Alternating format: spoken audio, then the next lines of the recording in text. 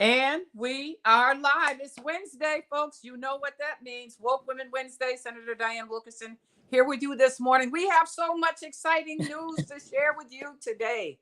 Oh my goodness, so much has happened. I'm so proud of the whole social media, Facebook, Black world right now because, and white, let me just say, Latino too. I've been hearing from them all who have been asking about and commenting about the excitement of what is going on nationally with our political space. And so you all know I always have to start with saying thank you to the women with a vision who knew intuitively, like right in May of 2020, when I went on the first show, it just so happened to coincide with us being in the middle of a worldwide pandemic. And that wasn't the planning or thinking when they started the idea of Woke Women Wednesday, but boy, was it necessary and critical for us to bring you um, accurate, on time information, right, on what's happening. And we say all things Black, Brown, and COVID, which in my opinion means all things Black and Brown because it impacted and affected every aspect of our lives and still does continue to this day. And we have been just the most resilient people, of course, no surprise, in figuring out how to work through it, right? And so here's the deal. No surprise to any of you, but I'm just grateful for the opportunity to be here every Wednesday morning. On today, uh, we are just weeks away from what I think will be the final electoral chapter in the politics of the country for 2022. Um, and that is like deja vu. My guest will talk about this too, because 2 years ago at this time, we were in that same mode. So, so much has happened. And for the good news about our business and our work, we don't even have to talk partisan politics. I just like to talk about how Black folks show up and showed out. I like to talk about how brown folks showed up and showed out. I like to talk about how young folks, particularly young folks of color, showed up and showed out all over this country. And once again, pulled democracy out of the abyss as it was literally hurling down into the crevice. So here we go again, because this is, like I said, this is what we do, right?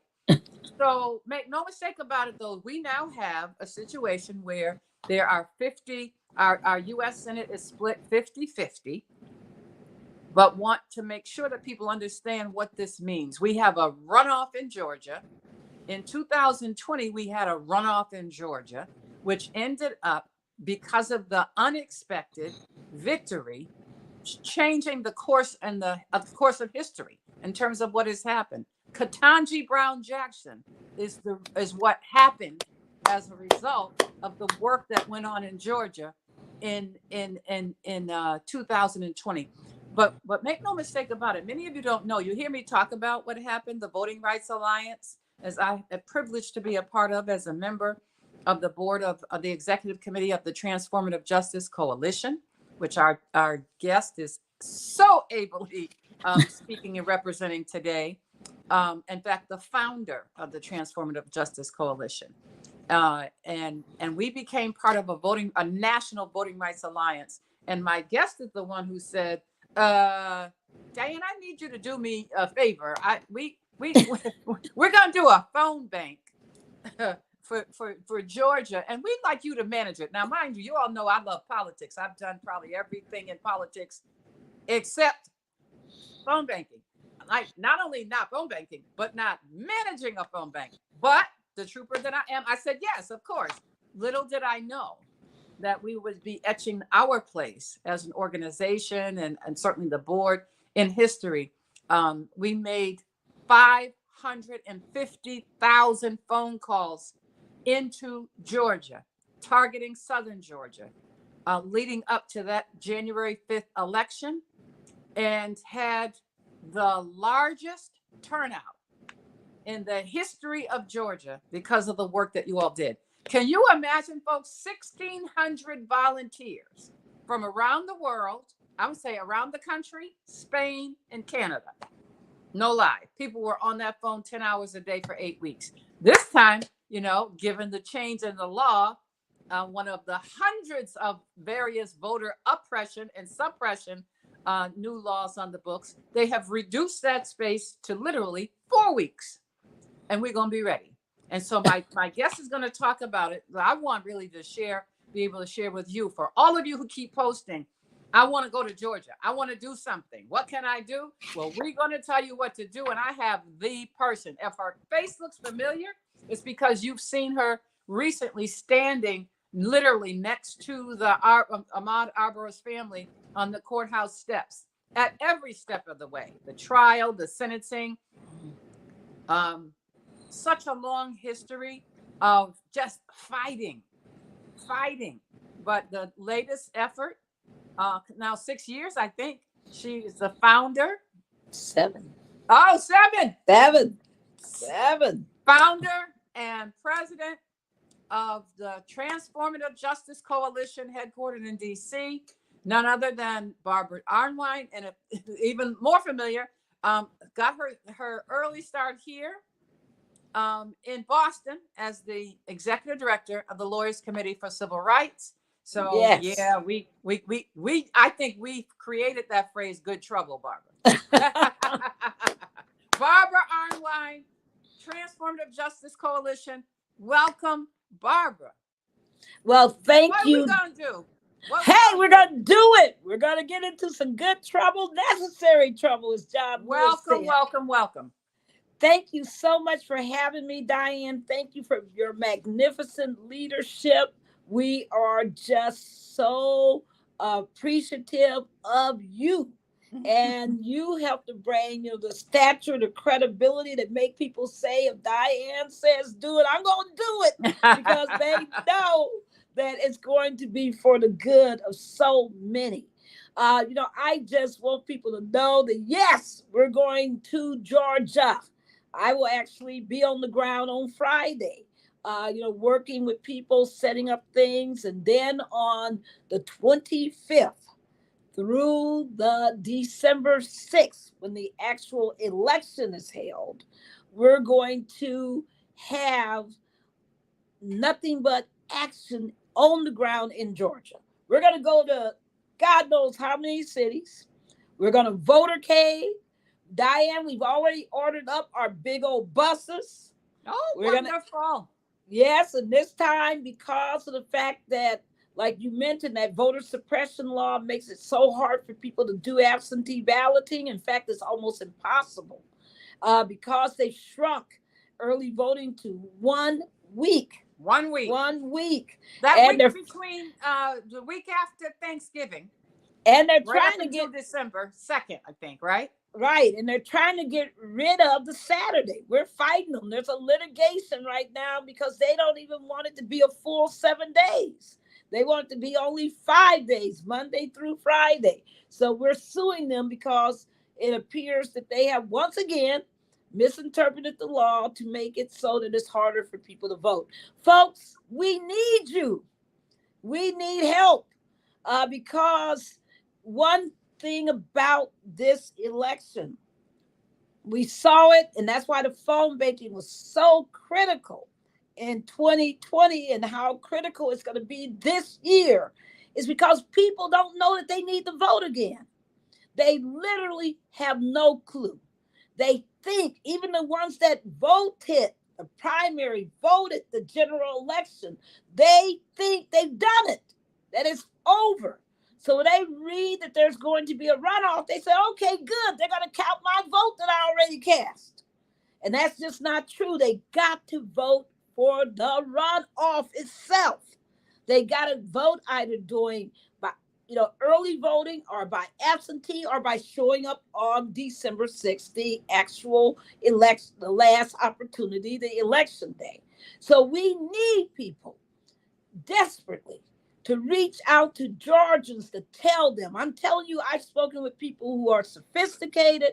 I've spoken with people who have helped on campaigns, and they didn't know in Georgia. They were confused. And if they're confused, let me tell you, everybody's confused. You know what, Barbara? Can you, as I'm listening to you, tell people why? Think about what we're asking people to do. They had a primary. Then from the primary went to a general election. We're saying, I know you voted twice, but I need you to do it one more time. This whole runoff concept, please explain to my guests. Oh, it's a racist concept. That's what people forget, is that so many of the laws that are on the books are there because of race. And Georgia, they figured out that given the population of African Americans at the time that the law was written, that there was no way that the African American population could ever get 50% of the vote for anybody statewide. So they came up with this 50% rule, that if you don't get 50% of the vote, that you have to have a runoff. And that was designed to suppress African Americans. It was designed to kill any coalition of African Americans and even some white voters. It was designed to have this effect. So if you look at Georgia, point out to me the statewide elected blacks. You're going to find there's very few. And this has been used in other states like Mississippi and others to really block, in the past, to block, African Americans from statewide office. Hear that, people? That's right. Yeah, so it has a racial background. Now, this one's fascinating because, as everybody knows, you have two African American men competing against each other. Now, we are nonpartisan. So we're not going in there saying elect anybody. If you want to be partisan, you got to hook up with the campaigns, either the Walker campaign or the Warnock campaign, because we're not doing that. What we're doing is making sure that people know how to vote, know that they need to vote, know that they can absolutely have an effect on this election and an effect nationwide, because whoever comes to Congress from Georgia will have a huge impact on all of us. I know some people are saying, wait a minute, Barbara, didn't I read that one party already is going to take over the Senate because of the vice president being able to play her role in breaking ties, etc.? And the answer is 51 makes a big difference for one party, and 50 makes a huge difference for the other party versus 49. So these seats are critical. One thing I found out yesterday, Diane, that I didn't even know, is that if a party has 51 seats, that for judges, they don't have to do the discharge petition. Also, yes. So here's the reason, which let me tell you what I didn't know. Right. Is the 50-50 that we have right now. Yes. They have even representation of both parties on all committees, including judiciary. You got it. Which means that they're compromised in the way that they have to compromise to get bills out and certainly to get judicial nominees out. However, with 51, they do not have to have equal number on the committees. I did not know that. That changes everything. I didn't realize it either. And so that's why this is so important. I'm funny because people can do the wink, wink. Here's the bottom line. This is, to me, again, about Black people. Why being nonpartisan has not impacted at all what our work.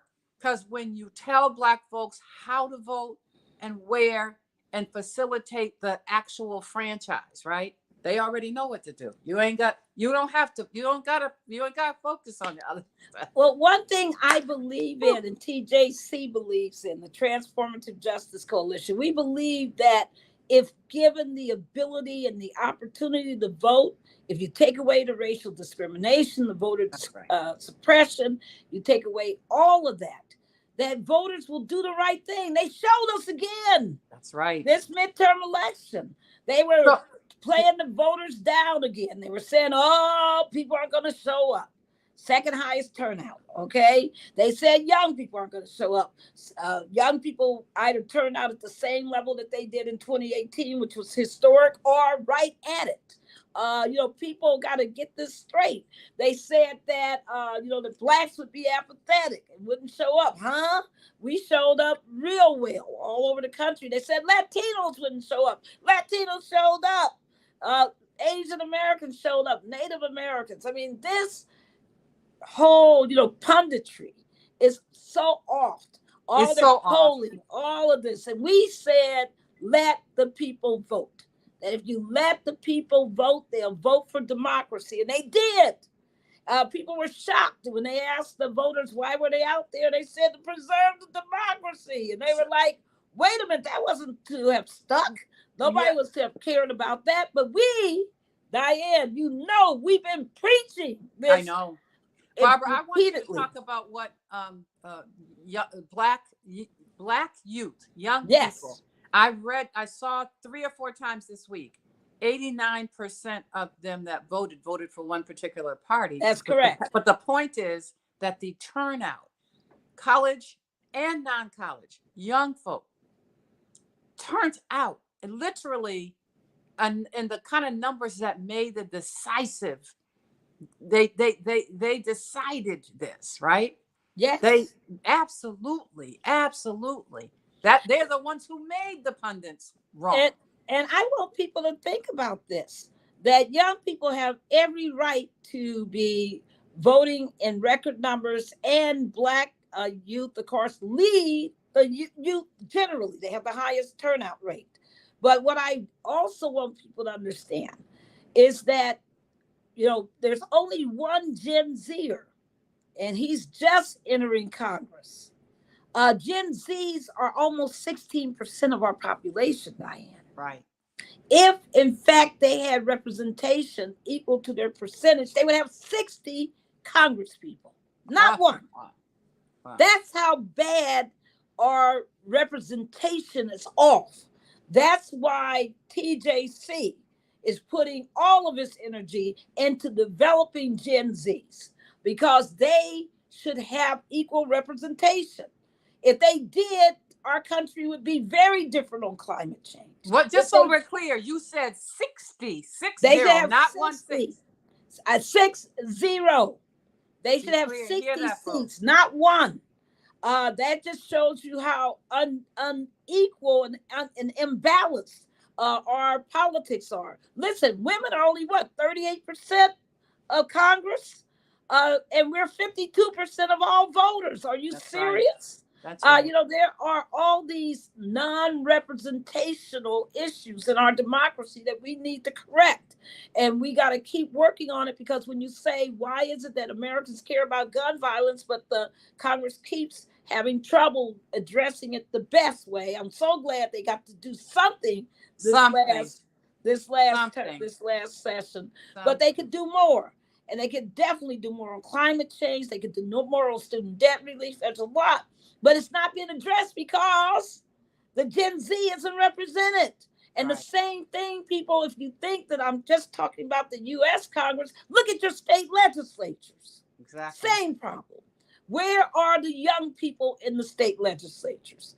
They shouldn't be dominated by people over 60 with money. I mean, come on, who are usually white men. Let's change this, America.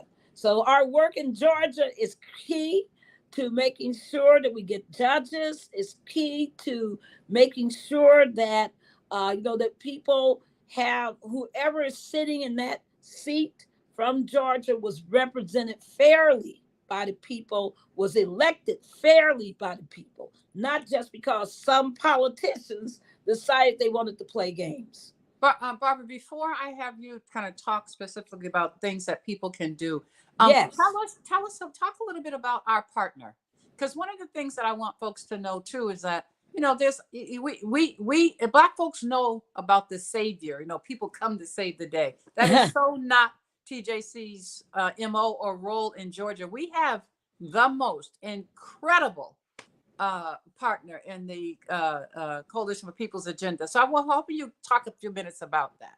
Oh my goodness. The Georgia Coalition for the People's Agenda was founded by Dr. Joseph Lowry. You remember Smoking Joe, because he gave the invocation, right? He gave for President Obama. He was so powerful. People were like, who is that? Because they weren't accustomed to that Baptist preacher getting up there and doing his thing. But Joseph Lowry is amazing. And he was a big leader on voting rights. And of course, he's passed. But the mantle, the baton is being wielded by the amazing Helen Butler. Helen Butler is one of the best leaders you will ever see. She, Sister, huh? a sister. Hey, a Delta, all that rest of that for you Deltas. But she has a coalition of hundreds, over 100 organizations. I think it's 145, and they work like heck all over Georgia and some of the smallest rural areas and some of the largest metropolitan areas to make sure that people are able to vote. So they deal with all this get out the vote, all this voter education, all this voter contact. They do every bit of it. They're amazing. I've been to their meetings in person. I've been to their meetings on the phone. I'm constantly impressed with the amazing amount of work that they do for free. Most of these groups are voluntary groups, and we are so grateful for them because the America is not, when you talk about our democracy, it's not about the parties. It's not about the politicians. It's not about candidates. It's not about government. It's about the people. Exactly. And that's where they sit. The people's agenda. I just wanted to make sure to talk about Helen because I am so in awe of her and the work that she awesome. did. So I'm excited to get a chance to do it again, having had a chance to work and see their work in 2020 during the Voting Rights Alliance. And so here we are. TJC, working with the Coalition for the People's Agenda. Yes. And you already said, you'll be on the ground. Yes. I also, I'm just so excited about what I know because of my opportunity to sit through the training, the weekend, the Gen Z and millennial training. Talking to some of them. Oh, you were awesome. Thank you. Talking to some of them yesterday about what they saw on election day on November 8th last week when they were working polls and the shock and awe for them. But we're going, like you said, you're going to be on the ground in Georgia. Yes. In many different counties. I'm actually going to have a chance to go back to Savannah. And so it's a wide swath of area. Many people for the first time were engaged intimately and actively engaged in 2020 and are ready to go back. And we're going to be there on the ground. But before we even do that, we're going to start on our phone banking. But Barbara, please talk to us about what we can do and where we can be and where, what, please. Well, somebody wants to work. What do they do? Well, here's what they can do. If you would like to volunteer, there are several things you can do from home. You don't even have to come to Georgia. You can help us with the phone banking. You can help us with the texting. Some people, I'm really surprised, Dianne, that they're already doing postcards. I know. I talked to someone this week who called me from Portland, by the way. And I think, most of the postcard has got to be done in the next week or it's going to be worthless, right? Right. And you could also, help by doing something simple, people. That is, if you got family, friends, colleagues in Georgia, you can just call your own people and say to them, are you voting? And they're going to say, oh, yeah, I voted. I know I'm good. I voted. And you got to tell them, no. There's a new election. You got to vote again. So voter education is key. You can write articles. You can be a social media advocate because we're going to be posting constantly. We're going to be doing Twitter storms. We're going to be doing all these things where you can get on board and help post and do TikToks and do your, your Instagram, your whatever. And for you young people in the shade room, we heard about the shade room. You can be in the shade room doing your thing also. What's left of Twitter, whatever. I mean, you can do all of this outreach, and we need you to do it because people need massive, overwhelming voter education, overwhelming outreach. Because I'm telling you, I'm telling you, from what we went through before, it's critical. I'd rather somebody say I gotten too many calls, too much information, than for Right. people to say I had no clue. I I didn't didn't know. know. Nobody told me. And that's going to happen, folks. So we got to get out there. That's why we're going to. So that's for those who can't come to Georgia. And we And want to that's the do it at least majority of them. twice. So right now you give the contact for Yes, TJC. you can go to tjcoalition.org to keep up with us. And if you go there now, you're going to see our national posting for our national Zoom meeting tomorrow, where we're going to absolutely deal with, talking about how we're going to help on the ground and how we're going to help with the phone banking and all these other external contacts. And you can also go to votingrightsalliance.org. We're going to be putting up an Eventbrite site that where you can sign up. But also, if you go there right now, we got our volunteer forms are up on both sites. VotingRightsAlliance.org. Yes, Right? votingrightsalliance.org. TJCoalition.org. So I'm going to say it again before we sign off, but I always tell people, you come anywhere near this show, you got to have a pen and pencil or have your thumb ready to do the input on your phone, notes, whatever you do. But this is two of the most important sites that you're gonna hear in the next 2 weeks.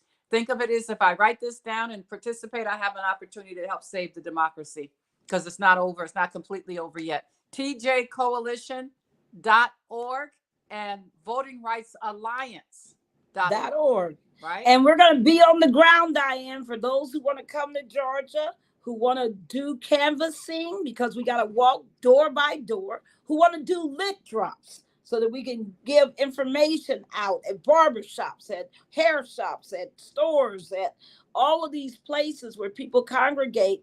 Come and connect with us, because we're going to be votercading, drive a car and help votercade as we go through communities, telling people vote early, vote by December the 6th. We're going to have souls to the polls, get outs on November the 27th.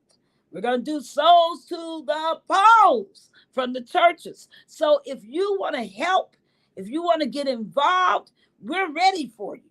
We can't wait for you.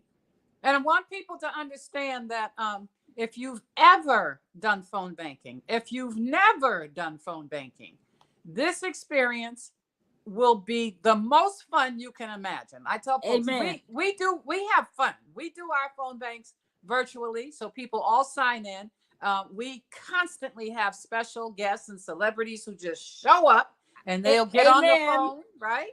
They will get on the phone, and we're going to do that for the next 2 weeks as well. We're going to have some surprise guests. But what happens is we do training every day. We do phone banks. We'll start off with 20, 30 minutes of training. It's very simple. And then you just get to work. You start clicking, and you'll put your phone on mute and you go to work. If you have an issue or problem or question, then you can come back on the Zoom, and we have lawyers there. We have people there who can answer the questions. And so we make it fun. We make it fun, believe me. And as I said, the proof in that is, I'm telling you, we made 550,000 made a difference, phone calls. made a difference. You might do an hour, 2 hours a day. But I have a friend, many people may know Brother Robert Kennedy. He always says, if everybody does a little bit, no one has to do everything. And that is so true. We would never have been able to make more than 500,000 phone calls had that not been the case. And I am absolutely certain that work, in addition to the votercades and being on the ground, made the difference. I also have to tell people that I tell the folks who know, who heard me talk about 2020, Barbara literally just posted her tent in Atlanta and was there. Actually, I remember through Thanksgiving last year, right? Oh, Lord have mercy. I was there from, continuously for weeks, through Christmas, through my good old New Year's, through my son's birthday. through Yeah. all of these things. And you know Yeah. that's your godson. That's so right. know That's right. that Well, was that's what. not a good thing, but it was great for This Georgia. is really, really, really Real. it's important work. But we have a short window here, so there's something for you to do. Again, Amen. tjcoalition.org. VotingRightsAlliance.org also. VotingRightsAlliance.org. That's Do it, right. folks. That's right. Barbara, also, I started to tell people I saw my first like real Klan rally in Savannah on Precisely. on early voting day in 2020, and I'll never forget Monday, December 14th.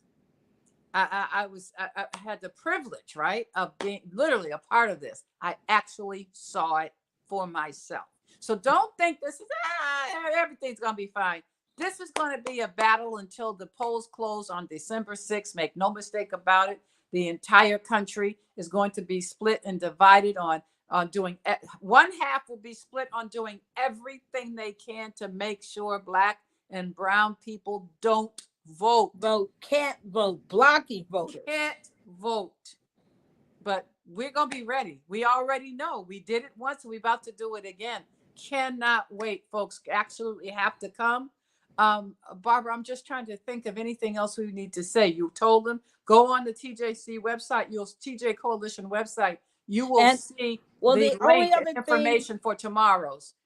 Right, exactly. Go, and let me tell you, we're recruiting young people very heavily. That's right. Because we need our Gen Z and early millennials to help and work with us. We got work to do, people. Don't say there's nothing I can do. You can do things from your home. You can be part of the social media committee. You can be part of the phone banking. You can be part of texting from home. But you can come on the ground with us, do votercading, do canvassing, do lit drops. You can do all kinds of involvement and engagement, and we're bringing in on our own up to 20 to 30 young people to do nothing but work with us every single day to get the word out, because they need us. Remember, this is the state that passed the law that says that they'll put you in jail if you try to give somebody some water or peanut or anything while they're standing in line for hours. And remember, Georgia had 2-hour lines during the general election. So we need everybody's help, because we don't have to give them while they're in line. We can kind of help them before they get the line. So we're going to do some creative stuff. We're going to take care of these people, and we're going to give rides to the polls. I should have mentioned that. That's right. That's why we got the big buses coming out. That's why we're going to bring out our vans. We're going to give people rides to the polls, because those seniors need you. They need you bad, because they're not going to be able to absentee ballot like they used to do. But they want to vote. So we got to help to make sure that they can. Every way possible. I'm so excited about it. I cannot wait. Barbara, I thank you, because I know your schedule and your day is busy, and I asked you last minute to be here, but I just wanted people to hear it from you. The wonderful thing about Woke Women Wednesday is the way we work is that even the people who can't be with us and watch at 11 to 11:30, I always tell folks, get your glass of wine or your cup of tea Thursday night, Friday night, Saturday night, when you have nothing to do, and play it back. Watch it. Because the one thing I can guarantee you, that every time you turn on and tune us in, you're going to get some information. It's going to be some information that's important to you and yours. And this is clearly one. So short window, and 3 weeks from yesterday. And it's 3 weeks from yesterday. We're ready for you, people. Come on. We're ready. You got to come back. Got to come back for sure. Woke Women Wednesday. I come at 11 in the morning and have the privilege of sharing and bringing information to you all. And we're going to continue to do that. But thank you, Dianne. Right now, our mission, midnight train to Georgia. Hey, we've also been dancing to the song second time around. That's right. So tjcoalition.org, tjcoalition.org, and votingrightsalliance.org. Thank you, Dianne. Will get you to us, right? Thank you so much. Can't wait to talk and work with people. Thank you, everybody. Soon. Much love. All right. Bye-bye. Bye-bye.